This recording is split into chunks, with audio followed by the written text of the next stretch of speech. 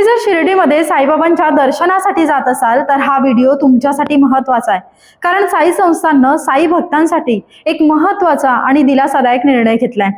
5 लाखांपर्यंतचा मोफत अपघाती सुरक्षा विमा कवच देण्याचा निर्णय घेण्यात आलाय। तुम्हाला याचा लाभ कसा घेता येईल, त्यासाठी नेमक्या अटी कोणत्या आहेत हेच आपण ह्या व्हिडिओमध्ये पाहणार आहोत। नमस्कार, मी पूजा उजगरे आणि तुम्ही पाहताय जय महाराष्ट्र डिजिटल।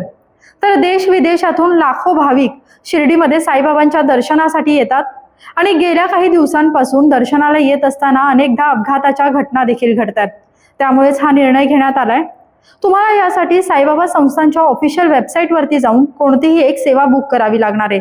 त्यामध्ये भक्त निवास, सत्यनारायणाची पूजा, आरती असे कोणतीही एक सेवा तुम्हाला पैसे भरून बुक करावी लागेल।